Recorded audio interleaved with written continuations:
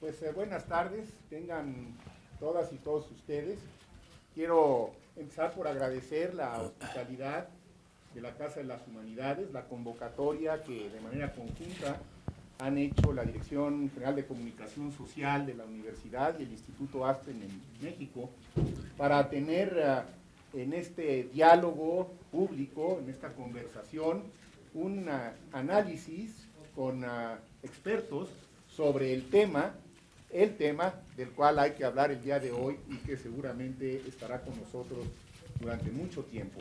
El proceso electoral en los Estados Unidos y los resultados de ayer en la noche. Para abordar este tema contamos con la participación de tres muy distinguidos universitarios. La maestra Paz Consuelo Márquez Padilla, doctora en Relaciones Internacionales, con estudios de posgrado en MIT, que fue directora del Centro de Investigaciones sobre América del Norte. Y dos ilustres abogados universitarios, embajadores con una larga trayectoria en el servicio público, el licenciado Francisco Suárez Dávila, quien es economista, que fue subsecretario de Hacienda, fue presidente de la Comisión de Hacienda y Crédito Público de la Cámara de Diputados y recientemente embajador de nuestro país en el Canadá. Y el embajador Juan José Bremer, un hombre de la cultura, que nunca se ha alejado de la cultura, escritor y embajador, representante de nuestro país, pues en las principales capitales del mundo, desde luego en Washington, pero también lo ha sido en Moscú y en Berlín y en Madrid y en varias otras, más recientemente en La Habana. Así que, como pueden ustedes constatar, pues tendremos tres puntos de vista que nos van a permitir tratar de poner en contexto las elecciones de los Estados Unidos. La mecánica de este diálogo será que conversaremos sobre 5 puntos fundamentales durante los primeros 50 minutos y después abriremos durante otra media hora para preguntas y respuestas a todos ustedes que nos acompañan. Este programa está siendo transmitido en vivo por Radio Universidad Nacional Autónoma de México y por los canales de streaming que tiene para ello dispuesto la Dirección General de Comunicación Social, y se transmitirá diferido hoy por la noche a las 9:30 por TV UNAM. Así que con esta brevísima introducción, si están ustedes de acuerdo, empezaríamos con su primera reflexión, diciéndoles, bueno, menuda sorpresa, ¿no? ¿Qué les parece? ¿Qué les pareció? Paz Consuelo. Bueno, esta fue algo que sorprendió a los mismos republicanos.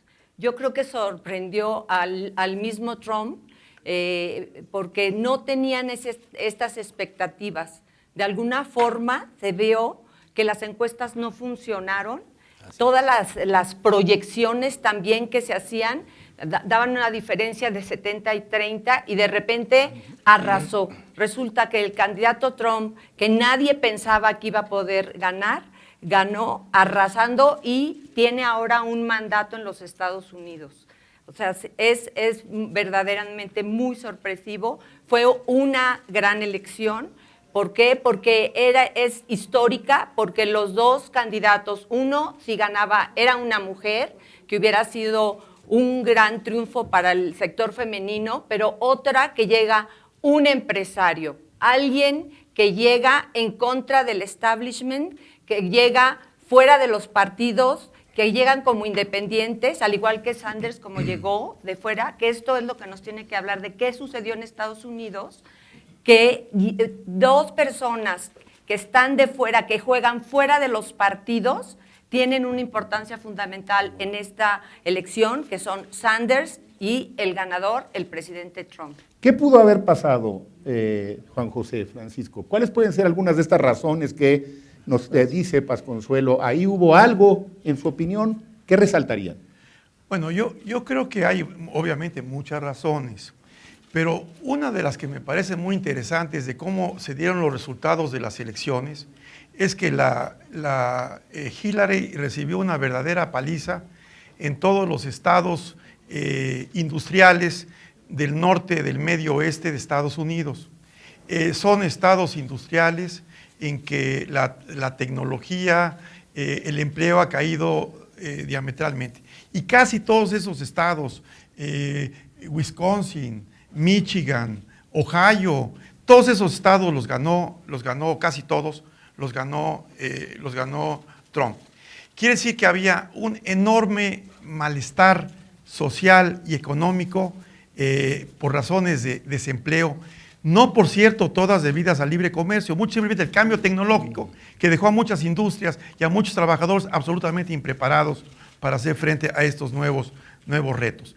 Yo creo que en términos generales había una sociedad por distintas razones muy molesta, sobre todo la población tradicional, blanca, de cuello de trabajadores. Allá había un enorme malestar y yo creo que nadie pudo entender más que Trump este malestar. Y ahí fue donde captó un gran número de votos.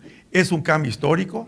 Yo creo que simplemente el triunfo de Trump es el síntoma de problemas sociales y económicos muy serios en Estados Unidos que no se habían abordado y que no estaban identificados. ¿Qué piensas, Juan José? Sí, yo creo que ya Pasconsuelo y Francisco han anticipado cosas con las que concuerdo. Es evidente que hay razones muy de fondo, más allá de la demagogia o de la gran audacia y astucia de Trump de entender esta inconformidad. Esto se ha ido incoando a lo largo de los años. Hay problemas de la globalización, problemas de la automatización, el arrastre de la crisis financiera de 2008, que en un momento dado simplemente generó políticas de austeridad, castigó a la población en general en programas sociales. Hay un aumento de la desigualdad en Estados Unidos, los resentimientos de la desigualdad en un momento dado en los distintos segmentos sociales.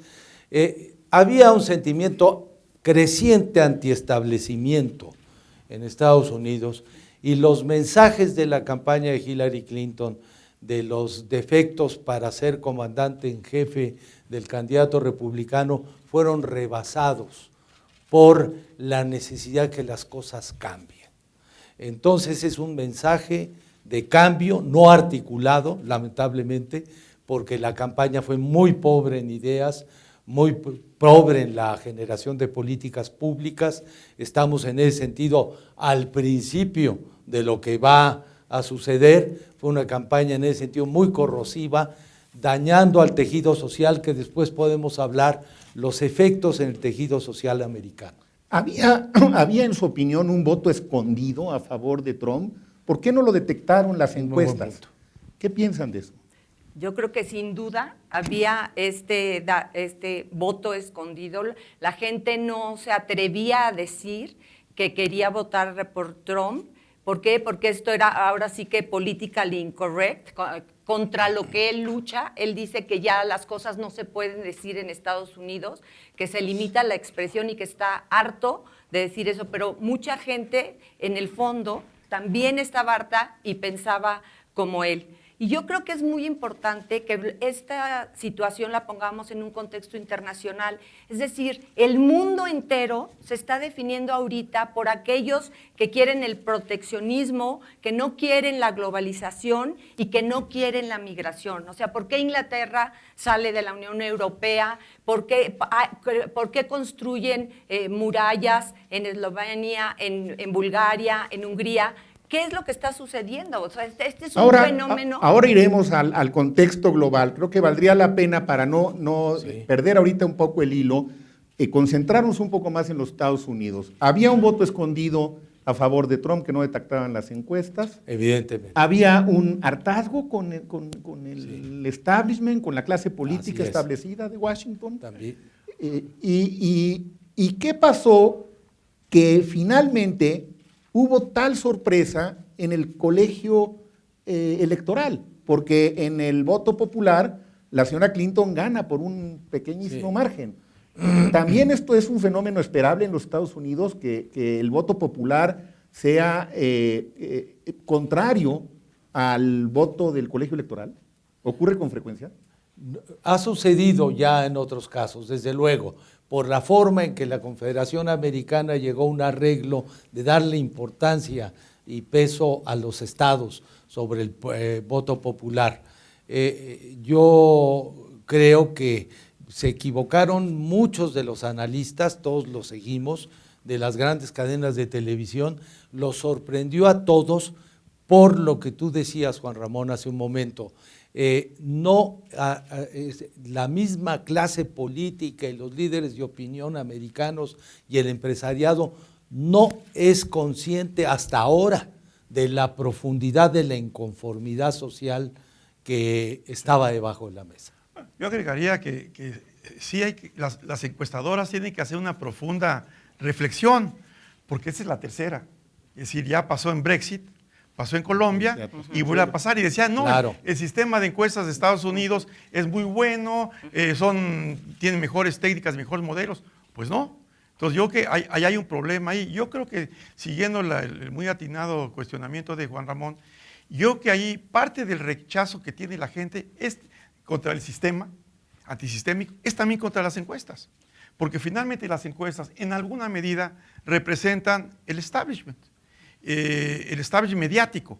Y entonces hubo una reacción de que, bueno, ya me traen hasta aquí, ya no quiero contestar a la encuesta, y no contestaron adecuadamente a las encuestas. Yo tengo la impresión que a lo mejor es el mismo universo de preguntarle a los mismos y no salirse realmente a enfrentar a círculos que están un poco al margen de la sociedad. Claro. Entonces, yo creo que es un elemento. Sí, yo creo que lo que dijo Juan es muy cierto. O sea, la crisis del 2008 es fundamental. ¿Por qué? Porque se dan cuenta que los costos y los beneficios de la crisis no se repartieron iguales, por un lado. Y por otro lado, hay una concentración en Estados Unidos de la riqueza en el 1%, del que nos ha hablado Stiglitz o Chomsky, todos ellos, y la gente lo está notando. Y por otro lado, las instituciones, también hay este sentimiento del americano medio de que las instituciones han sido tomadas por las élites, son acaparadas. Eso nos dice Walter Dean Burnham, por ejemplo, dice la gente estaba votando más, en las intermedias estaban votando bajísimo, 20%, 30%. Dice, ¿qué tipo de democracia tenemos? La gente estaba enojada, no creía en sus partidos, por eso los independientes el número es tan grande, porque no se identifican ni con los republicanos ni con los demócratas, sino 40%. Bueno, pero aquí fueron relativamente pocos los votos para el tercer y cuarto candidato, ¿no? No digo, pero no, ellos claro. o son republicanos o demócratas o independientes, y este es el grupo que es más grande, y Johnson no les quitó tantos votos, arrasó. No pintaron, la verdad es que Trump, los independientes en Estados Unidos no pintaron en el conteo final. No, pero es que los independientes pueden votar a la mera hora, ya se pueden decidir por demócratas o republicanos. Sí, claro. Bueno, no todo mundo tiene una afiliación partidista. Exacto. Eso es el punto. Sí, Francis. Yo agrego un tema que me parece importante. Como al seguir los mapas electorales estado por estado, muchos de los votos que decidieron finalmente los resultados en estos estados muy cerrados, otra vez esos estados que fue una sorpresa para el equipo de Hillary, los estados industriales del norte, del medio oeste norte, fueron votos que podríamos decir casi votos rurales, de pequeñas comunidades. Es decir, las encuestas no llegaron a estos trabajadores, a estos agricultores que estaban en pequeñas comunidades fuera de los grandes centros urbanos, que esto, por cierto, es una enseñanza para México. Claro. ¿Un subregistro en las encuestas? Un subregistro no fueron al agricultor, al trabajador que está fuera de los grandes centros urbanos. Y yo creo que en general la votación fue bastante predecible. Las grandes sorpresas son en esos estados industriales, en declive, que los ha desplazado, como también señalaba, la tecnología, la automatización y demás. Ahí fue donde hubo ahí se rompió un círculo azul que había sido. Ahora, en estas primeras horas, después de los resultados de esta madrugada, han surgido, digamos, como dos grandes corrientes de opinión en los propios Estados Unidos. Quienes dicen, del lado de los simpatizantes de Hillary Clinton, esta es una gran tragedia para la democracia americana. Y quienes dicen, del lado de los simpatizantes de Trump, esta es una muestra fehaciente de que la democracia americana está más viva que nunca y está vigente. Digamos, serían como dos concepciones casi excluyentes la una de la otra. ¿Qué piensan de este planteamiento de los vencedores y de los perdedores? ¿Cómo queda la democracia norteamericana? Bueno, yo creo que la democracia americana se vio muy afectada en la elección porque realmente no hubo una deliberación, realmente no nos explicaron cuáles son las políticas públicas que van a seguir. De hecho, eso es lo que ha creado gran incertidumbre con Trump. Nadie sabe qué es lo que va a hacer de lo que ha dicho y cómo lo va a hacer. Entonces, eso en esa parte se mostró como una democracia pobre porque no realmente fueron muchos ataques negativos entre los dos candidatos. Sin embargo, yo creo que ahorita que tanta gente fue a votar, eso no lo podemos negar, es una muestra de la democracia. Los de Trump están diciendo, finalmente son las masas, el ciudadano, queremos que el gobierno regrese a nosotros y está regresando a nosotros.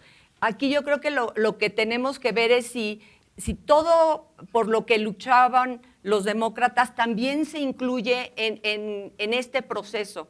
Es decir, que Trump al mismo tiempo respete los pesos y contrapesos del sistema norteamericano, porque no ha sido un jugador que lo ha hecho así. O sea, él decía que no iba a aceptar las elecciones si no ganaba él, ¿no? ¿Tragedia o muestra de vitalidad para la democracia americana? Si creemos en la misión pedagógica del debate democrático, este proceso electoral ha sido un fracaso.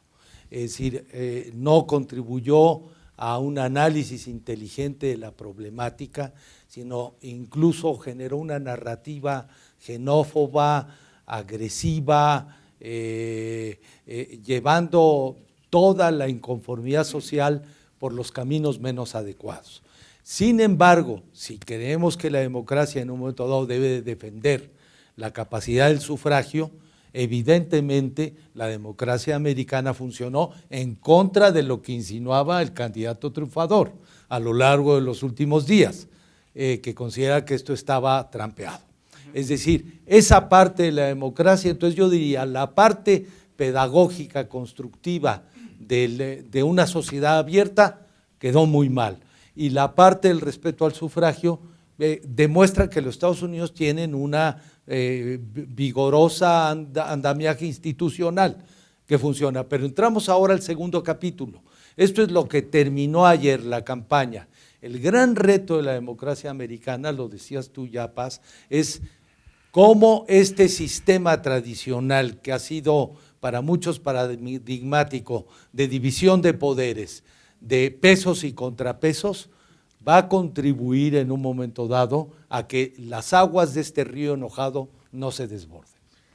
Quiero recordar que estamos conversando desde la Casa de las Humanidades con la doctora Paz Consuelo, que ha sido directora del Centro de Investigaciones sobre América del Norte, con el embajador Juan José Bremer, que ha sido embajador en Washington y recientemente en La Habana, con el embajador Francisco Suárez Dávila, que lo ha sido en Canadá y que fue también subsecretario de Hacienda.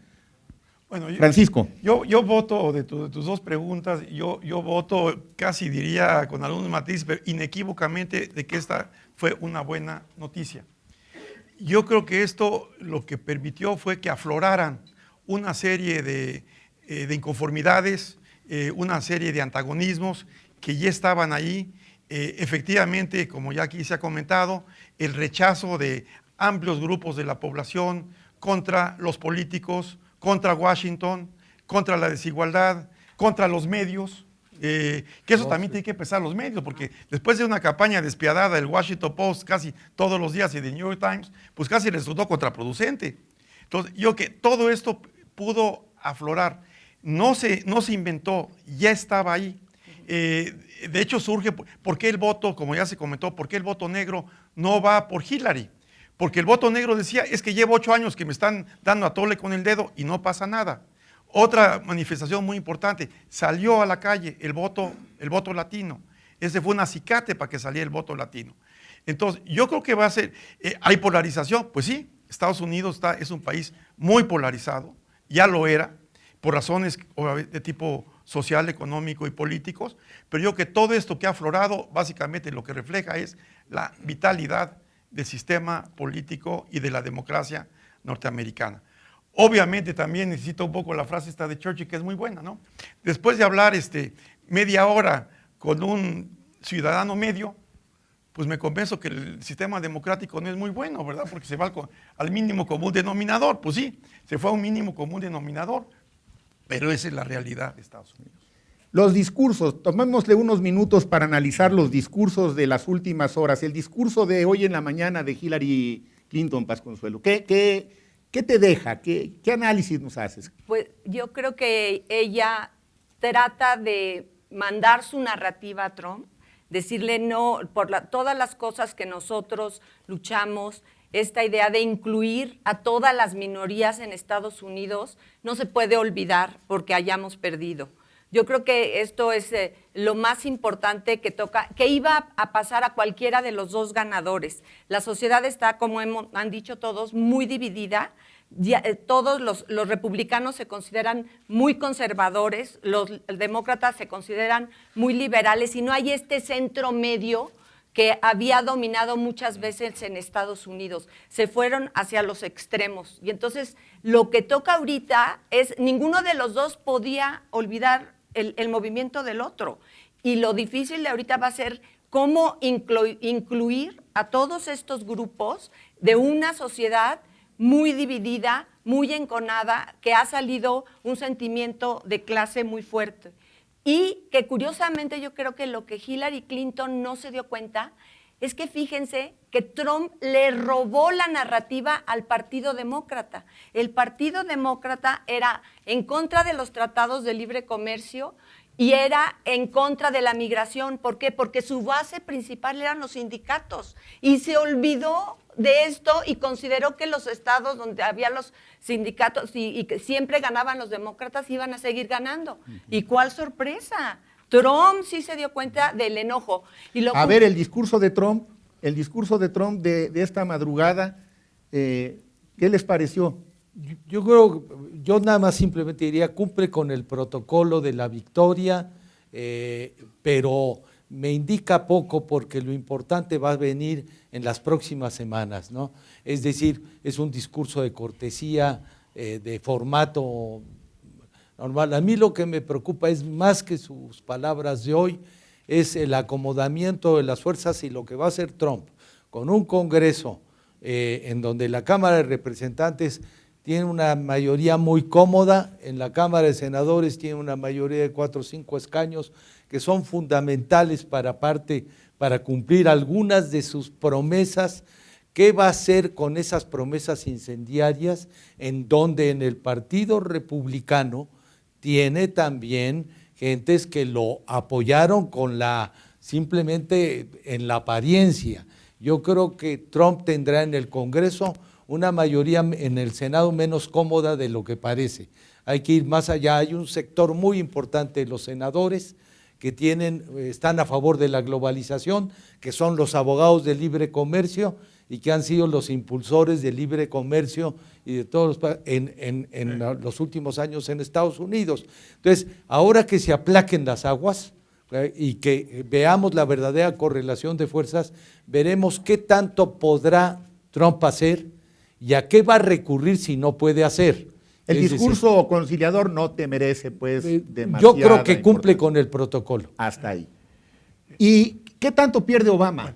Yo quizás comentaría un poco en esto. O sea, yo realmente sí advierto una señal cautelosamente positiva y optimista. Okay. Que no se da solamente con este discurso. Forma parte de una tendencia que ya se había venido dando, sobre todo en la última semana. En la última semana creo que Trump se fue en un sentido de moderación. Inclusive hay esta parte que tiene sentido del humor, no hay duda. Cuando se autodice en un discurso, Trump mantente, focaliza, céntrate en los temas, no te vayas por la libre, no te desvíes. Pero esa semana, ya había una semana con una tendencia de moderación. Ese discurso breve da esa señal de moderación. Primero, pues, ¿qué le va a decir a Hillary después de que Hillary se salió de la sala del partido de demócratas y conceder la derrota? Pues puede otra vez criticar. Sin embargo, empezó por ahí, agradeciendo a Hillary, felicitándola, que fue una señal de unidad. Hablar de la unidad entre todos los americanos, eso también fue una señal. No agredió a ningún país, al contrario, dijo vamos a negociar apertura hacia todos los países.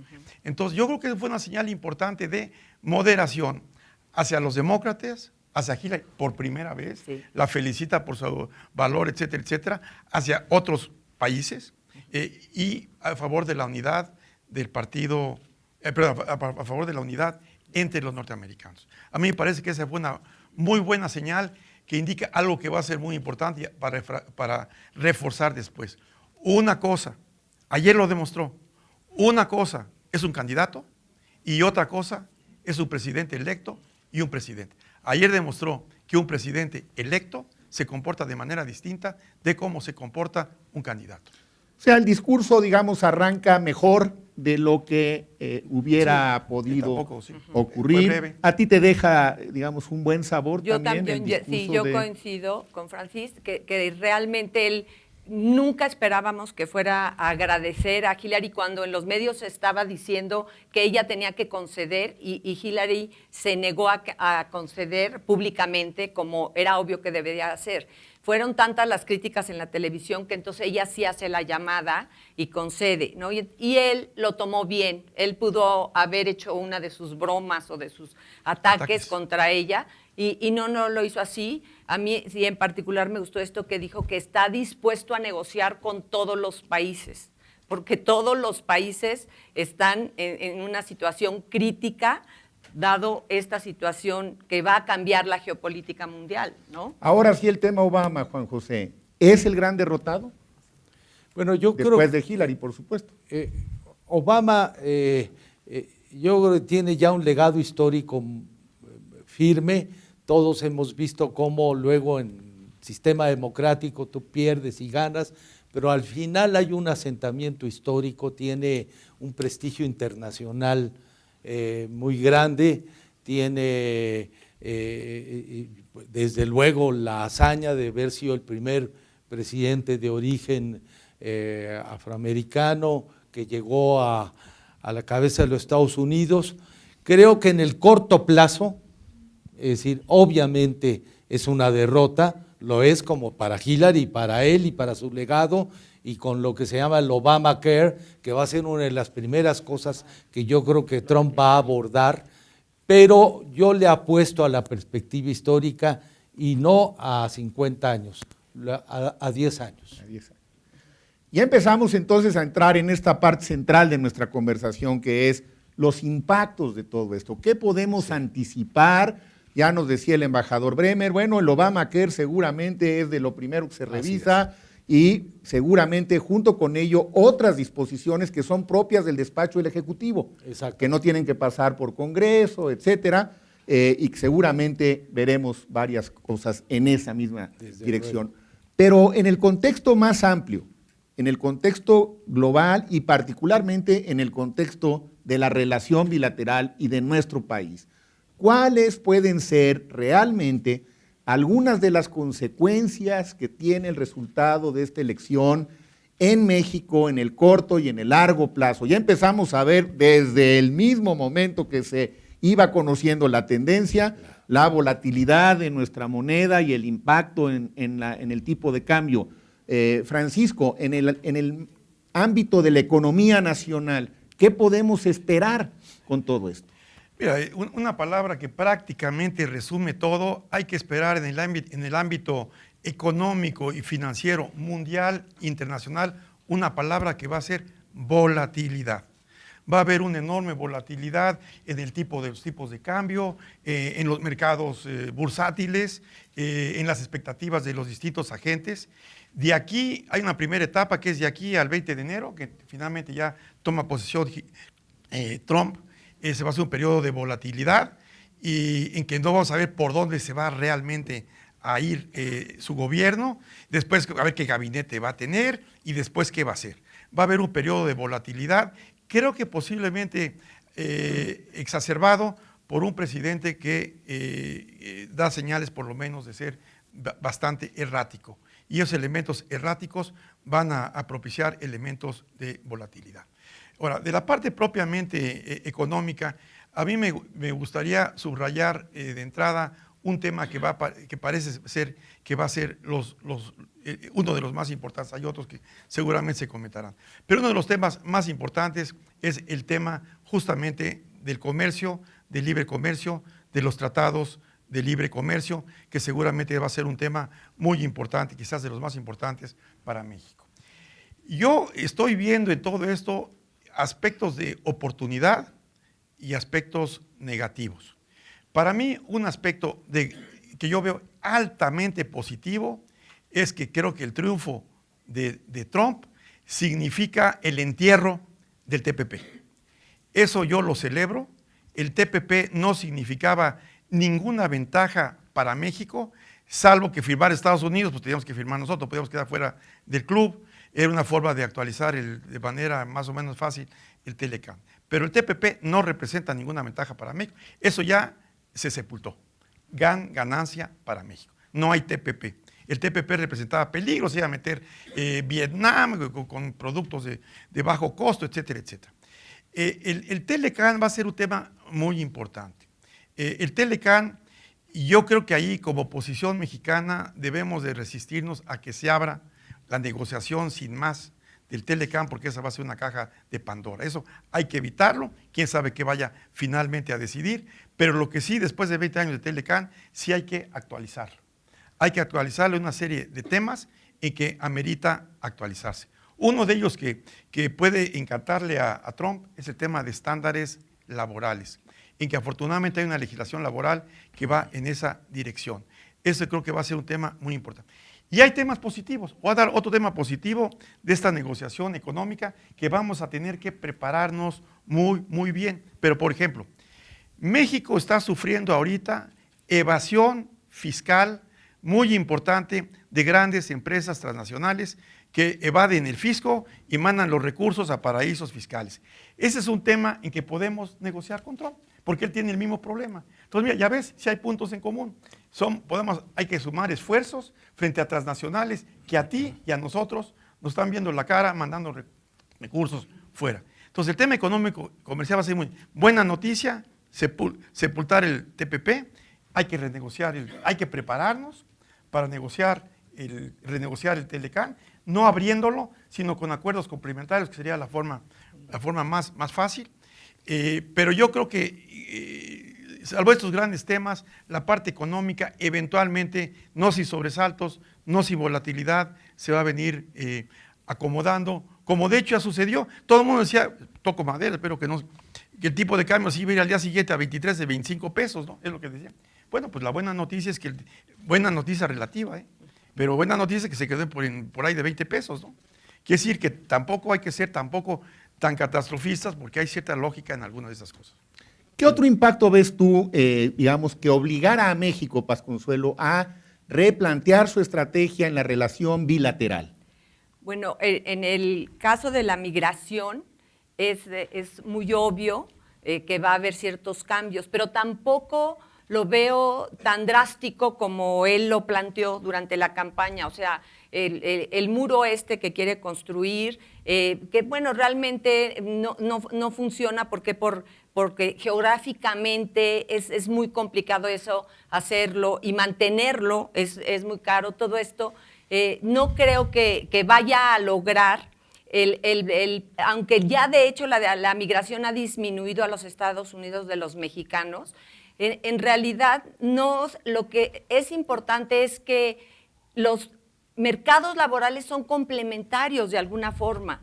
su población está envejeciendo. Ellos necesitan jóvenes y nosotros queremos a nuestros jóvenes aquí en México, pero bueno, si pueden, si van y vienen, trabajan un tiempo en algún otro lado, bueno, eso se está dando en todo el mundo, esta migración está ocurriendo en todo el mundo. Entonces, yo creo que Trump, esa es mi impresión, Trump es un empresario a la hora que realmente se siente a estudiar los datos, lo que significa, o sea, Estados Unidos no entró al Tratado de Libre Comercio por bueno, ahora resulta que todo es bueno para ellos.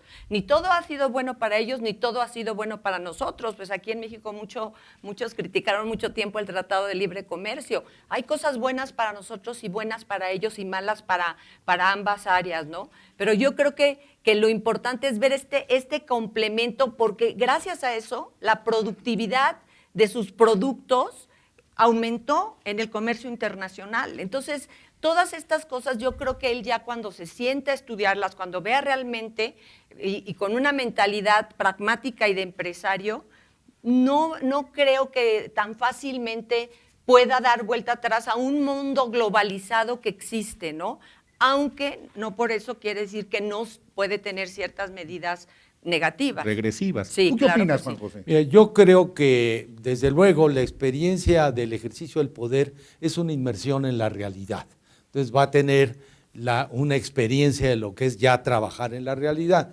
Creo que nosotros, es decir, sí tenemos un desafío enfrente, pero debemos de tomarlo con calma, porque México tiene, yo subrayaría, primero, la buena política y la buena diplomacia siempre se prueban en momentos de adversidad, frente a retos y desafíos.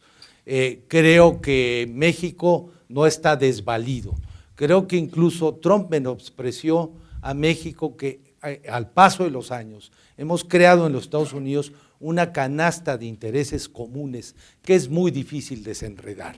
Es decir, en los últimos 30 años la relación México-Estados Unidos se transformó cuantitativa y cualitativamente. Entonces, hay intereses ya muy compaginados, muy entreverados, que será muy difícil afectar. Luego, por otra parte, no estamos nosotros aislados en Estados Unidos. Tenemos amigos, tenemos aliados, tenemos gente que en un momento dado podemos de alguna manera neutralizar o convertir a la causa porque están muy desinformados. Creo que en un momento dado lo que debemos de hacer es preocuparnos, está bien, pero fundamentalmente ocuparnos. México tiene que actuar ya a corto plazo con una estrategia bien fundada, inteligente, de reposicionamiento en Estados Unidos, es decir, incluso con una campaña de imagen construida no superficialmente, atendiendo fundamentalmente a la multitud, a la míriada de multiplicadores que tenemos en Estados Unidos dispuestos a transmitir mensajes. Y tú que fuiste nuestro embajador en Washington, en esta misma dinámica en la que estamos ahorita conversando, ¿cómo ves a nuestros connacionales? ¿Qué tan vulnerables? ¿Qué les va a pasar? ¿Tendrían razón para estar atemorizados? ¿Necesitaría México, y esto también va para Pasconsuelo y Francisco, por supuesto, claro, estar pensando en una estrategia para protegerlos de manera específica? ¿Qué impresión te merece? ¿Qué va a pasar ahí? Yo creo que ahora nuestra red consular, que no hay ningún país que en el mundo tenga una red consular de la importancia que tiene México, con los vasos comunicantes que han creado estos consulados, tendrá que trabajar con enorme intensidad. Es un gran momento para estar atentos a nuestra gente. Sí, no desecho, la administración Obama hizo deportaciones muy importantes. Yo veo en el panorama que puedan existir deportaciones, pero creo que nuestra red consular ayudará a proteger a nuestra gente. Este es un momento para enfatizar la parte de protección que ennoblece a nuestra diplomacia. ¿Ustedes creen que necesitaríamos tener como que alguna estrategia adicional, complementaria a la red consular que funciona, sería bueno, de solidaridad con ellos? Yo pienso, por ejemplo, sí, que las universidades deberíamos expresar nuestra solidaridad con todos ellos. y a través de fomentando el intercambio académico, el intercambio cultural, el intercambio científico, es decir, estando cerca de ellos. Pero, ¿se requerían algunas otras cosas en su opinión? Bueno, yo creo que lo que comenta Juan Ramón es uno de los instrumentos de política exterior que más hemos abandonado y que pueden ser más eficaces, que es justamente el uso de la política cultural, el intercambio académico, el intercambio científico y tecnológico. Este debe ser uno de los campos que debemos de propiciar, incluyendo con alianzas y mecanismos entre las universidades, más allá de lo que pueda ser la actividad de los cónsules. Yo ahí me metería un tema. La verdad se ha hecho un gran esfuerzo. Yo creo que una de las cosas que funcionaron, se hizo un buen esfuerzo este último año, es un poco activar la red de los 50 consulados que tenemos en Estados Unidos. Se vio que el consulado ya no puede ser solamente para tramitar protección de nacionales o papeleo que hay que hacer, sino que tiene que tener una función económica y política. Pero yo creo que nada de esto funciona si no atacamos por medio de una gran reflexión. Tenemos que redefinir una política exterior general, que creo que nos falta mucho, una política exterior de Estado, compartido por todos los partidos políticos, con un marco aceptable para todos, consensado, y de ahí una política exterior hacia Estados Unidos, que no puede ser ya la política exterior de antes, porque hubo un cambio muy importante. Tendrá que, en función de las nuevas circunstancias, los problemas que han aflorado en Estados Unidos, que son muchos, tenemos que definir una nueva política exterior bilateral hacia Estados Unidos, que representa un enorme esfuerzo de reflexión. Ese es lo que debe ser, creo que la base de muchos de los esfuerzos. Paz Consuelo, las expresiones, porque las hubo, misógenas de Trump a lo largo de la campaña, ¿crees que son ahora un tema? ¿Te preocupan? Y te hago la pregunta específicamente porque creo que tú, mejor que cualquiera de los otros tres, la puede contestar. Sí, yo creo que realmente fue cuando el nivel de la democracia estadounidense alcanzó su nivel más bajo. Qué horror que sucediera eso, que él pudiera decir eso, que se salieran esas cintas y que no tuvo un costo en su probabilidad de ganar. Eso es impresionante. O sea, una gente que se expresó así de la mujer es muy triste, digamos, y ojalá que ahorita pues las mujeres importantes, tal vez su hija pueda hacer algo a alguien para que realmente este discurso misógeno se quite y desaparezca, y el que hayamos tenido una candidata mujer nos ayude para un avance, y no que el que haya ganado Trump nos ayude a las mujeres para irnos para atrás. Muy bien. Estamos por salir en estos momentos, en unos minutos más, de la transmisión en vivo de Radio UNAM. Va a continuar el streaming de la Dirección General de Comunicación Social. Yo quisiera concluir esta parte haciéndoles una pregunta general a ustedes tres y esperando una respuesta breve que nos refleje su punto de vista sobre esta gran interrogante que se ha abierto de todas maneras a raíz de los resultados de ayer en la noche. ¿Estamos ante el inicio de un nuevo orden mundial? ¿Es de esa magnitud lo que ocurrió en estas últimas horas? Yo sí creo definitivamente, o sea, eso es la incertidumbre que está. Él cuestionó las alianzas tradicionales, NATO, ¿no? La OTAN, perdón. Él cuestionó la relación con China. Él habló con Japón y Corea del Sur. Es más, estaba leyendo ahorita en el New York Times un periodista ruso y la cercanía a Rusia, ¿no? Que todos notaron en esta intervención, en estas elecciones, que es una característica especial de esta elección.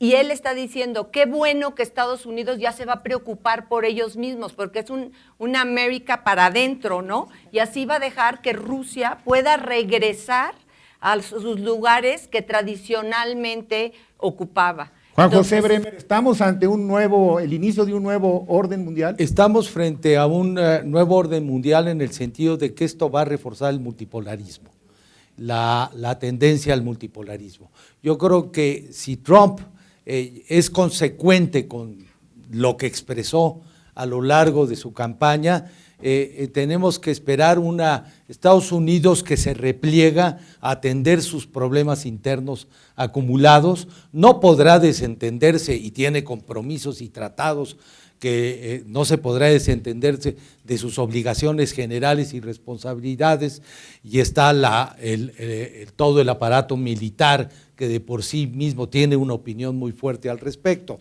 Pero sí, en términos generales, esto va a fortalecer en un momento dado un mundo más plural. Creo que México debe recibir este mensaje volviendo a nuestra vieja tradición de la diversificación.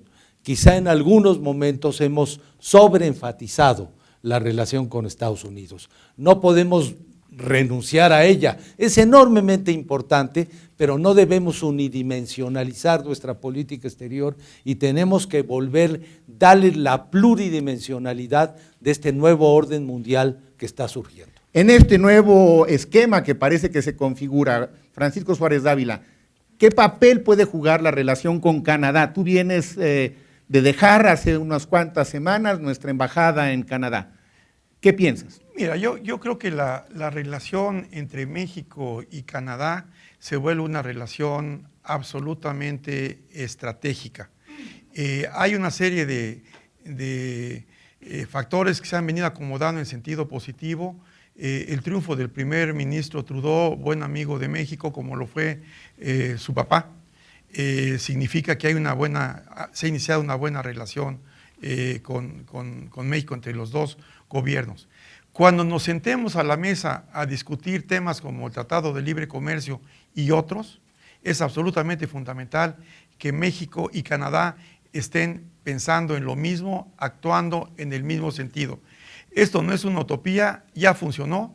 Cuando los Estados Unidos hicieron recientemente un acuerdo paralelo con los japoneses para disminuir el contenido del automóvil norteamericano, que hay un automóvil norteamericano, pues totalmente integrada. Había un acuerdo con los japoneses para facilitar mayor integración asiática.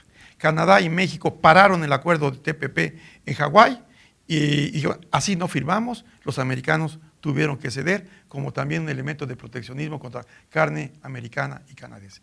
Es absolutamente estratégico, yo creo que es fundamental que los dos equipos, pero no solamente el gobierno, otra vez, la academia, los empresarios, comiencen a trabajar juntos con Canadá, porque sí se ha probado que actuando juntos podemos balancear un poco el enorme poder del imperio. Muchas gracias, estamos por concluir entonces ahora sí nuestra transmisión con Radio Universidad. Gracias a la doctora Paz Consuelo Márquez Padilla, es directora del CISAN, por estar con nosotros este mediodía. Gracias a los embajadores Juan José Bremer y Francisco Suárez Dávila. Seguimos en el streaming, concluye la transmisión en Radio Universidad y pasaríamos directamente a la etapa de preguntas y comentarios por parte de todos ustedes. Estamos a sus órdenes. Muchas gracias. Gracias. Gracias. Muy bien. Muchas gracias a todos los representantes de los medios. Tenemos ya 5 preguntas, doctor de la Fuente, le paso las tarjetas. Nos quisieras ayudar. Sí, cómo no, leyendo. Cómo no. A ver, tenemos en primer lugar a Astrid Rivera del Universal. ¿Dónde está Astrid? Ahí está. El micrófono, por favor. Buenos días. Preguntarles cómo deberían de actuar las autoridades mexicanas respecto a todo este reto que ha planteado las elecciones de Estados Unidos. ¿Cómo debería de ser este replanteamiento de la política exterior? Gracias.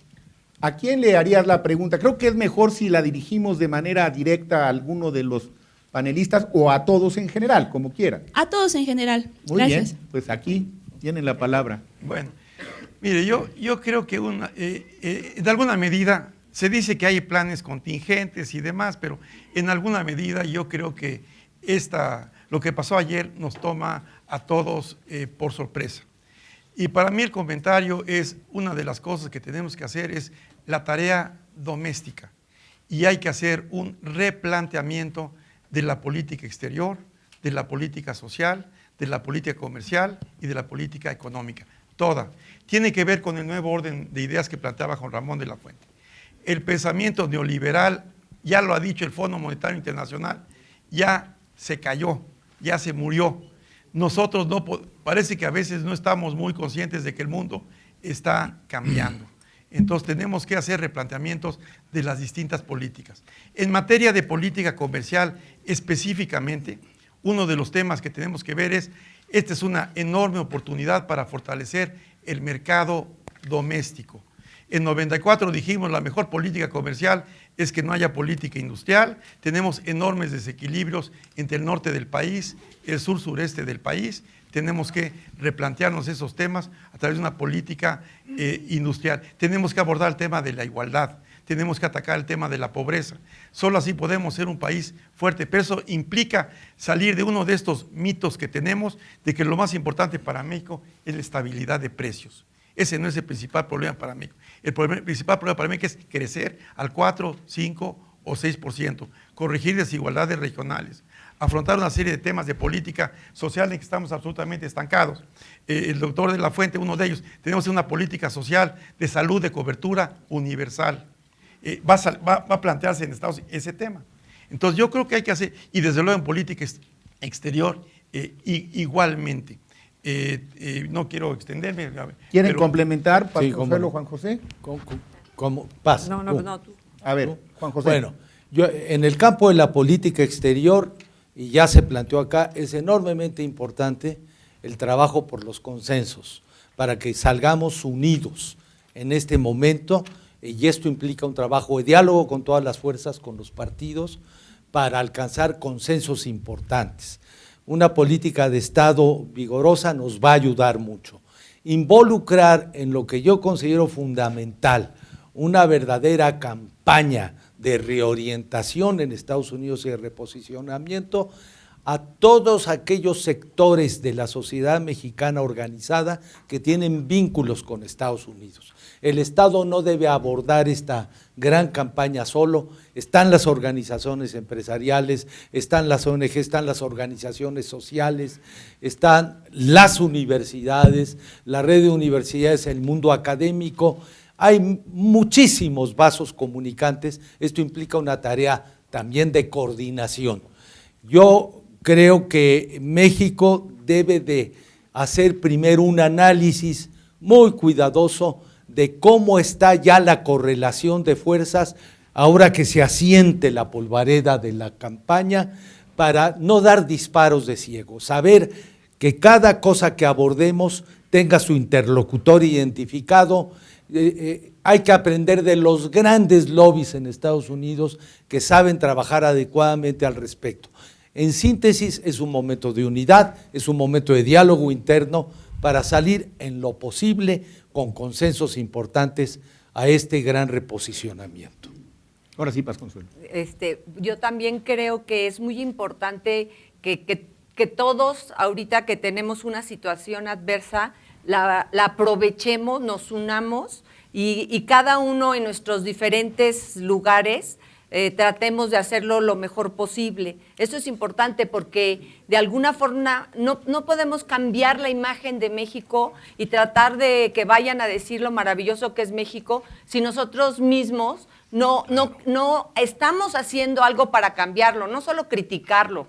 Es muy fácil criticar, es decir, ¿qué estamos haciendo cada uno de nosotros para que este México que todos queremos sea mejor? Y solamente así podemos tener una idea de qué es lo que queremos para nuestro país y cómo podemos aprovechar estas oportunidades que se nos pueden presentar ahorita, como que de hecho, afortunadamente, creo yo, Francis, no sé si tú eres el economista, pero el sector interno, el mercado interno es el que ha crecido en México.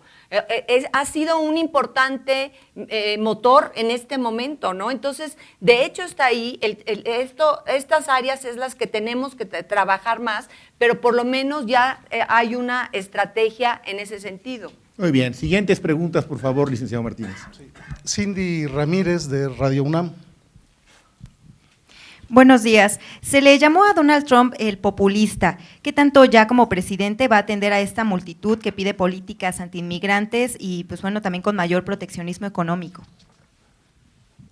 Bueno, él tiene, por una parte, pues una lista de postulados y de compromisos de campaña.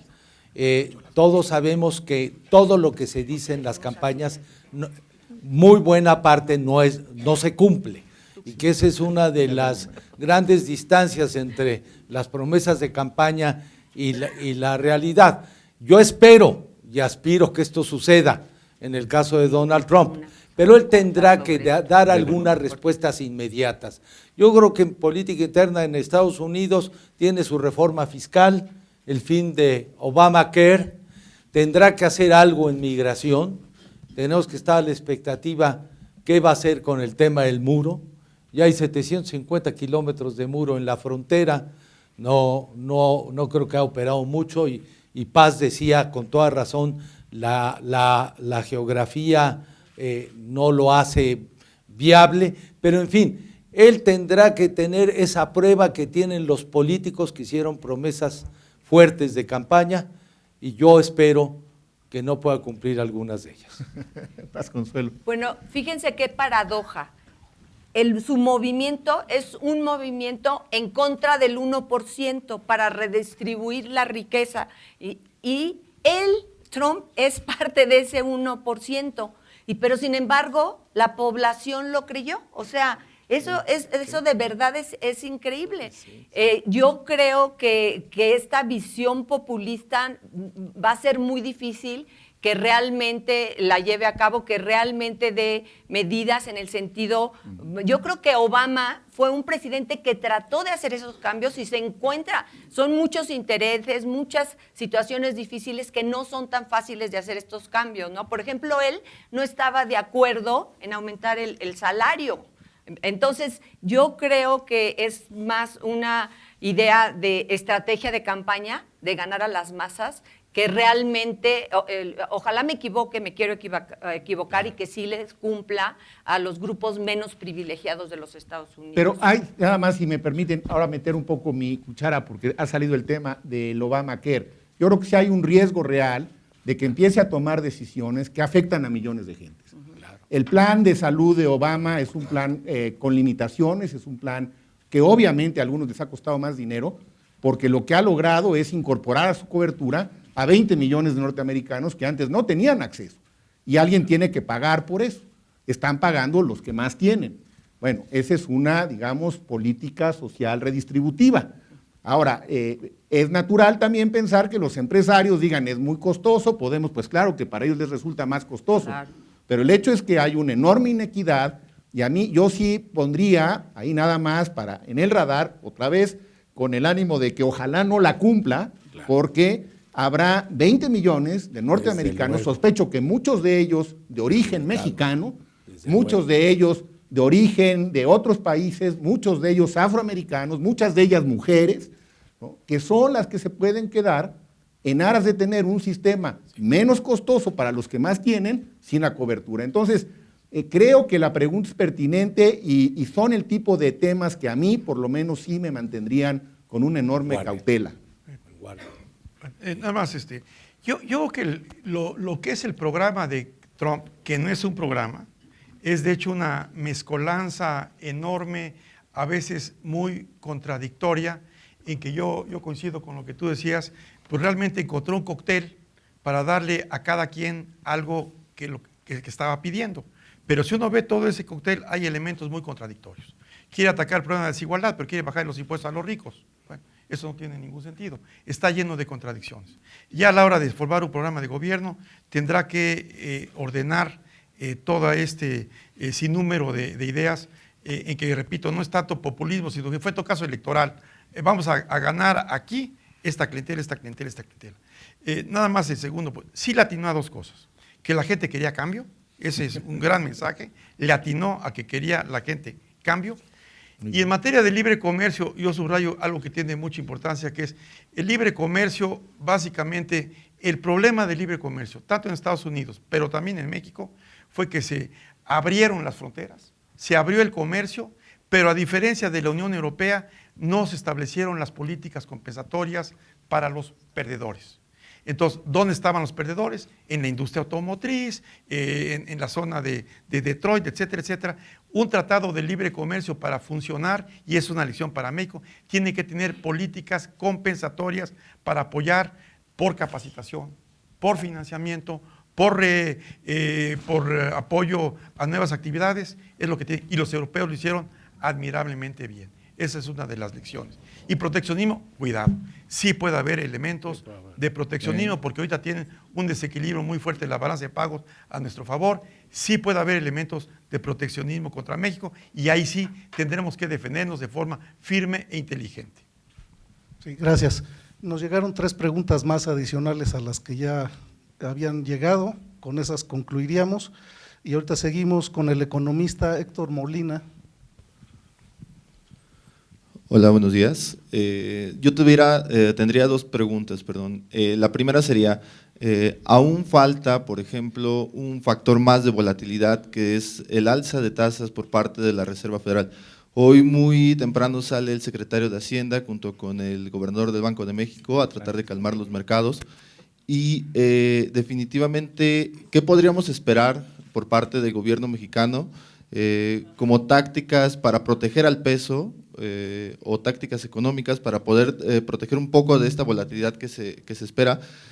Y la segunda sería, tomando en cuenta también estos discursos que en todo el mundo se están permeando sobre el ultranacionalismo y cuestiones así, en México estamos en la antesala también de un proceso electoral que son las presidenciales. ¿Qué tanto podría permear este mismo discurso ultranacionalista en las campañas de los candidatos en México? La primera va para ti, Francisco, ¿no? Directa. El tema de la elevación de tasas de interés, yo trato de encontrar en todo esto algunos elementos positivos. Este es un elemento positivo. La Reserva Federal lo que ha dicho es, si gana Trump, difiero la medida de aumento de tasa de interés. ¿Por qué? Con Hillary lo podrían haber hecho en condiciones de razonable estabilidad. Con una volatilidad internacional que está propiciando la propia elección de Trump, si elevan las tasas de interés, simplemente introduce otro elemento adicional de volatilidad en un mundo ya de por sí con enormes incertidumbres. Yo no creo que la Reserva Federal, por esto ya lo dijeron, claro, no puede uno pronosticar, yo veo muy difícil que pueda aumentar la tasa de interés en un mundo de incertidumbre y volatilidad internacional, y creo que esto va a seguir hasta diciembre. Entonces, en diciembre yo no creo que pueda haber un aumento de tasas de interés. La segunda pregunta, ¿quién la contesta? Bueno, Paz, ¿tú quieres decir Paz, algo? Consuelo. Sí, ¿Qué tanto va a permear el nacionalismo, ¿no?, en los procesos electorales locales? Juan José. Bueno, yo creo que la próxima campaña presidencial ocupará un lugar afortunadamente muy importante, la discusión de la política exterior. Cada día, este es un proceso que llevamos desde el fin de la Segunda Guerra Mundial, el mundo se ha hecho más interdependiente. Hay un proceso de globalización que lamentablemente se gobierna solamente por su propia inercia, que carece de cauces normativos, que está generando que todos los problemas que sucedan en algún lugar, como nunca, afecten a los países en lo interno, ¿no? Entonces, creo que le doy la bienvenida a que la política exterior ocupe el lugar que le corresponde. Y en ese caso, claro, la relación con Estados Unidos. Yo creo que la respuesta frente a esto, en el caso de México, no es el nacionalismo en el sentido al nacionalismo ultranza. México no ha tenido un nacionalismo agresivo. Lo que se llama el nacionalismo mexicano, y es algo que entendí hace mucho tiempo cuando tuve el privilegio de trabajar en el campo de la cultura, es un nacionalismo identitario. Es en un momento dado el orgullo que tenemos en ser miembros, partes de una gran cultura. Y esa fuerza la llevan también la migración mexicana en Estados Unidos. Cuando yo era embajador en Washington pude apreciar cómo, a pesar, en primera, segunda generación, la migración mexicana en Estados Unidos podía ser buena ciudadana estadounidense, pero nunca negar las raíces de las que se sentía orgullosa de una cultura profunda. Entonces, si esto fortalece nuestras raíces identitarias, le doy también la bienvenida, porque no es un nacionalismo ni exclusivista ni defensivo. Pero más que eso, yo creo que para México la respuesta es el multilateralismo. Nosotros tenemos que volver, vuelvo a decirlo, a la sana tradición mexicana de hacer un esfuerzo de diversificación frente a la inevitable y que hay que atender corriente de nuestra relación con Norteamérica. Muy bien. Excelsior Televisión, Jimena Mejía. Hola, muy buenos días. Preguntarles cuál tendría que ser la posición del gobierno mexicano en caso de que Donald Trump cumpla su promesa de campaña de la creación del muro. Ustedes dicen que no es factible, pero ¿qué tal una parte podría ser? ¿Tendrían que ser negativo? ¿Cómo tendría que comportarse el presidente? Y ahora con el resultado de la elección, ¿cómo ven cómo observan más bien la invitación que hizo el presidente Enrique Peña Nieto a Donald Trump cuando era candidato? ¿Esto podría suavizar un poco la relación o no tiene nada que ver? Lo del muro, ¿quién quiere comentar? A ver, Francisco Suárez Dávila. Yo creo que de las propuestas de Trump, el más difícil de instrumentar es precisamente el muro. Desde luego, que nosotros lo financiemos es simplemente un absurdo, ¿sí?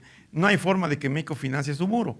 Como decía el embajador Bremer, ya hay varios muros, y bueno, pues los puede completar, pero eso además no sirve absolutamente para nada. Sí creo que habría que hacer una campaña vigorosa, que creo que es un punto muy débil, o sea que Estados Unidos, país demócrata, está haciendo exactamente lo que hizo Alemania Oriental, de poner un muro, que es un muro finalmente represivo, autoritario, propia de los países comunistas. Estados Unidos, que se precia de ser un país liberal, abierto, ahora va a ser un muro como el de Berlín. Eso creo que hay que atacarlo muy claramente, de que ese es un disparate que va en contra de toda la tradición americana. Obviamente hay que atacar esta idea y creo que otra vez no hay que hacerlo solamente el gobierno, hay que hacerlo a través de medios, los foros académicos, los foros empresariales. ¿Y cuál era su segunda pregunta, perdón? Era sobre, ahora con el resultado, ¿cómo se la visita? La invitación, la visita tan inoportuna. Pero, yo creo que es un tema que la opinión pública se pronunció de manera abrumadora. Yo me sumo a esa opinión general. Yo creo que en un momento dado es una idea arriesgada que fue mal implementada porque no se pudo hablar con los dos candidatos, pero ya el hecho de que México interviniera en un proceso de elección no es algo, yo creo que coincido con lo que la mayor parte de la opinión pública se expresó. Creo que ya hay que ver hacia adelante. Creo que, y entro también al tema del muro, para mí lo más importante es que el muro implicará un gasto enorme. Obviamente México no lo va a pagar y no hay forma que nos obligue a pagarlo de una manera viable. A ver, y implicará… Perdón, yo ¿Sí? les voy a hacer una pregunta. Sí. Obviamente no nos van a venir a cobrar diciendo nos deben tanto, pero ¿qué pasa si le ponen, digamos, un impuesto a las remesas, si le ponen un impuesto al comercio? O sea, a ver, mi pregunta, yo no soy economista, pero sí tengo esa seria duda. ¿Existe otra forma o no existe? Y yo en la parte económica, mire, otro de los absurdos de Trump es pensar en que pueda haber un impuesto a las remesas. ¿No puede haber? Eso simplemente no puede haber, porque va contra todo el Estado de Derecho. Yo no puedo ponerle un impuesto a las remesas, como no puedo ponerle un impuesto a los señores que son blancos con ojos azules y güeritos, y no a los otros, o a la inversa. No se puede etiquetar un impuesto que no reúne la regla más general de generalidad. Entonces, esa la verdad yo no creo. Ahora, sí puede establecer un arancel contra México, eso sí lo puede hacer, lo han hecho, pusieron una medida muy criticada por la OMC, sí le pusieron un impuesto automotriz a los japoneses. pero supuestamente porque había mecanismos de dumping, de precios artificialmente bajos a los japoneses, y les pusieron una medida. Pero fue una medida etiquetada básicamente por un comportamiento teóricamente ilegal de los japoneses. Los impuestos etiquetados simplemente no hay forma de poderlos defender. Ahora, sí puede, por este desequilibrio comercial que hay entre Estados Unidos y Canadá, sí pudiera entrar, como ya hay un estudio muy bueno de uno de los think tanks principales americanos que dice, sí puede Estados Unidos, Trump puede ponerle una tarifa de 35% a México y una tarifa de 50%, 45% a los chinos. Otra vez es un impuesto, una tarifa etiquetada. Eso difícilmente se puede sostener a través de la Organización Mundial del Comercio.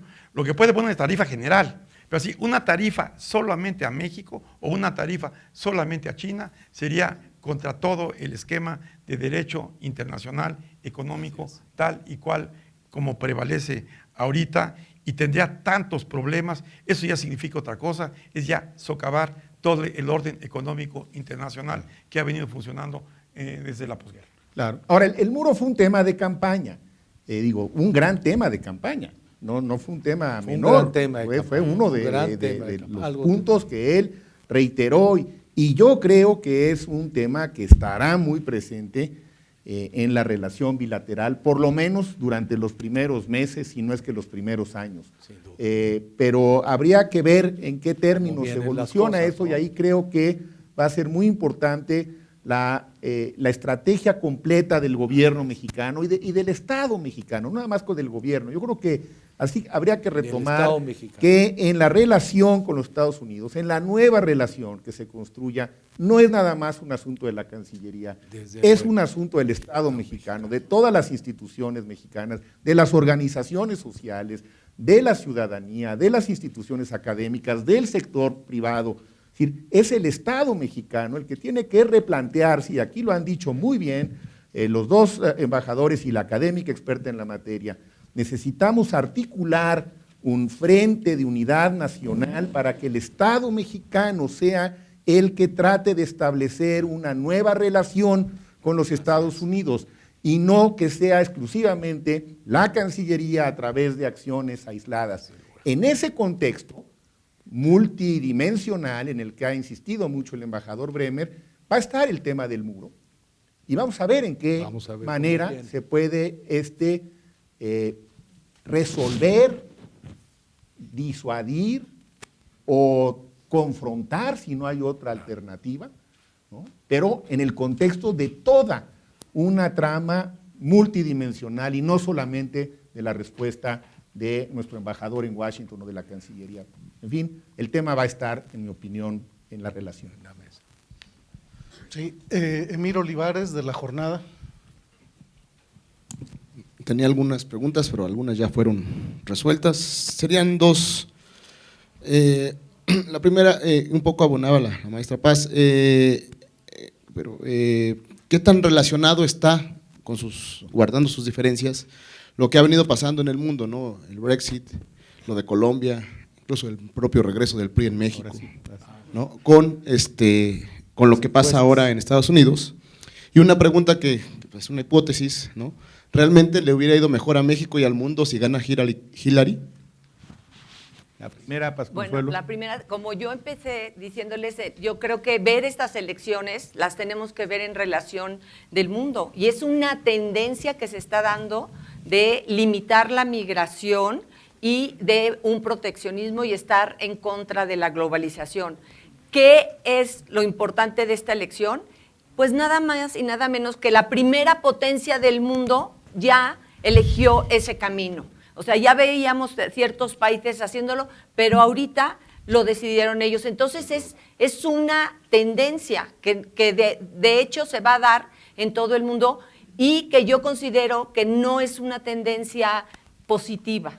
Es una tendencia que ve a los países, cuando los países caen en un nacionalismo exagerado, el mal nacionalismo, digamos, es cuando como todos se ven, el otro se ve como el enemigo, el otro hay que atacar al otro, hay que quitarlo del otro. Yo creo Pues que en la medida en que los países se relacionan en un sentido de cooperación y de beneficios, aunque obviamente los beneficios no siempre sean iguales, pero que ambos se beneficien. Entonces, yo sí creo que geopolíticamente se está marcando un cambio muy importante, que el hecho, por ejemplo, también de que Estados Unidos se alíe a Rusia y que esté atacando a China, también puede dar una alianza entre China y Rusia, porque Rusia se puede aliar más a China. Entonces, todo esto va a afectarnos sin duda.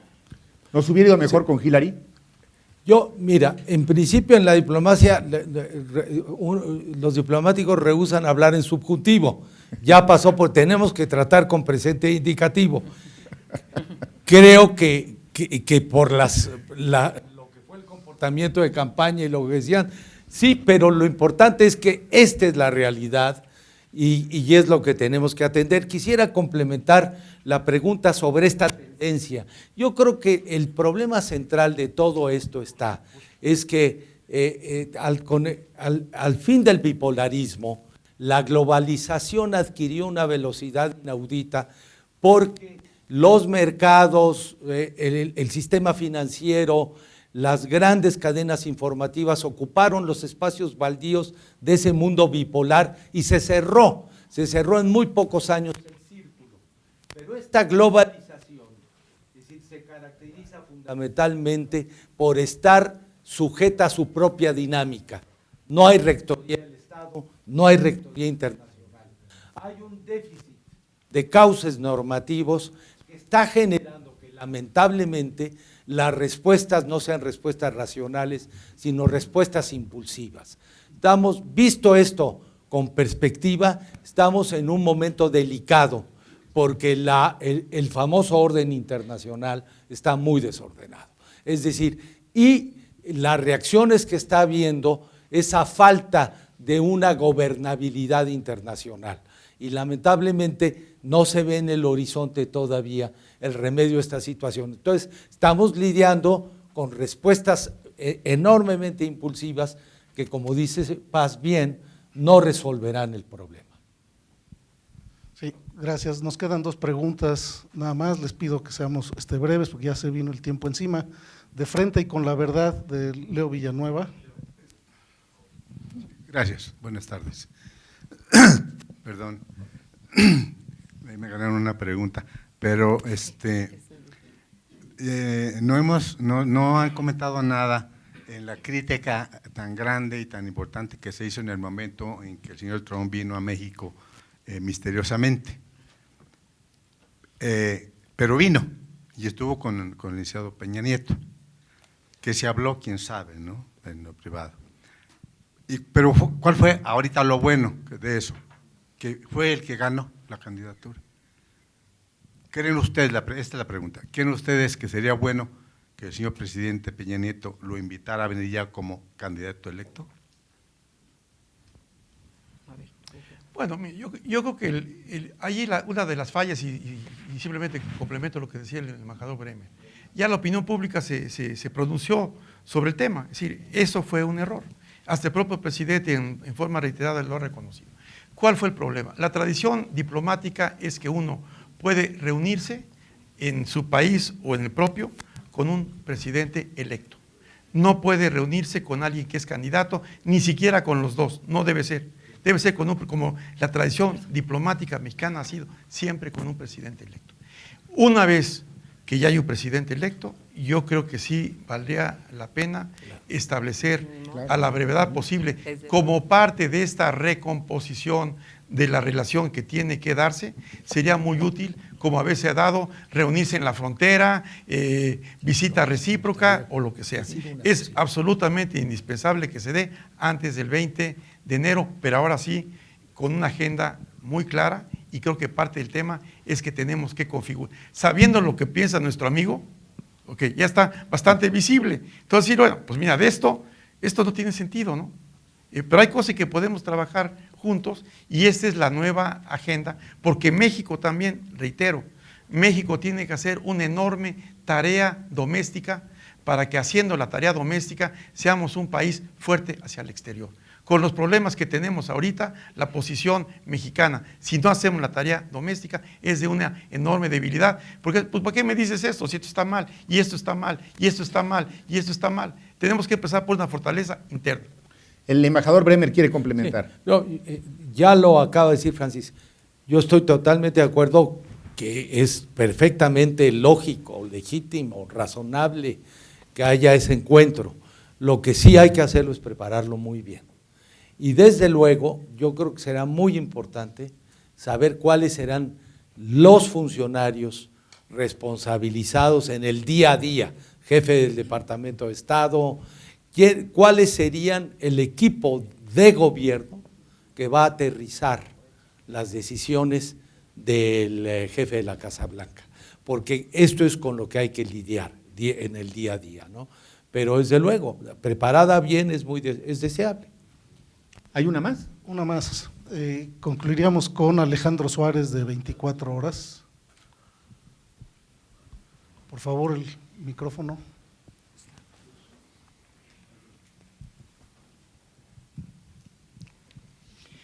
Buenas tardes. Preguntarles cuál va a ser el papel del Partido Republicano en el gobierno de Donald Trump, porque bueno, todo parece indicar que va a tener mayoría en las dos cámaras y durante la campaña pues hubo cierta fractura con ciertos grupos, por ejemplo con la familia Bush, dos expresidentes. ¿Cuál va a ser el papel de contrapeso si México se puede juntar con alguna corriente de este partido pues para defender los intereses comerciales de los mexicanos? ¿Cuál es su opinión al respecto? Gracias. Quizá, Juan José, tú ya habías tocado un poco el tema. No, con mucho gusto. Vamos a ver cómo evolucionan las cosas. Yo creo que como triunfador el presidente tiene ahorita lo que se llama buen momento, un momento político, porque además acreció el caudal de votos republicanos y eso finalmente le da en un principio una autoridad. Creo que una de las tareas que tenemos a futuro es ya, conformado el Congreso, detectar quiénes son los amigos, no diría de México en general, los amigos de las causas mexicanas. Y a veces, y esta fue mi experiencia en Washington, quienes son nuestros amigos en migración no son nuestros amigos en comercio, quienes son nuestros amigos quienes son nuestros adversarios en comercio son nuestros aliados en migración. Eso es algo que es el trabajo de nuestra embajada, es el trabajo de nuestra Cancillería, es identificar quiénes son los interlocutores clave, divididos por áreas, para plantear las causas en las que coincidimos. Esa será una tarea, siempre ha sido una tarea importante, y la realizan todos los países. En el sistema americano este tema de gestión está permitido. Yo creo que ahora esa tarea de gestión adquiere una importancia capital. Pues yo quisiera, con esta última intervención, agradecerle en primer lugar a la Casa de las Humanidades, a la Dirección General de Comunicación Social, al Instituto Aspen, la organización de este evento. Agradecerle de verdad a Paz Consuelo Márquez Padilla, mi colaboradora y colega universitaria durante muchos años, su presencia, y a dos universitarios que han tenido un destacadísimo papel en el sector diplomático, en el sector público, en el sector cultural, Juan José Bremer y Francisco Suárez Dávila. Creo que ha sido una mesa bien complementada, donde obviamente quedan muchos temas, no se trataba de agotarlos, pero creo que se cumple con la idea de tratar de informar mediante un análisis ponderado, independiente, riguroso, académico, algunos de los temas que están en la opinión pública. Y para concluir, casi que con el ánimo más bien aspiracional o optimista, traigo una frase de Winston Churchill que encontré hace unos días cuando estaba preparando antier algunas de las preguntas para el día de hoy. Ojalá siga siendo cierto lo que dijo Churchill en algún momento. Dijo: se puede confiar siempre en los norteamericanos, porque al final harán lo correcto, después, por supuesto, de haber agotado todas las otras posibilidades. Muchas gracias. Muy buena. Totalmente. Es muy buena cita esa. Bueno.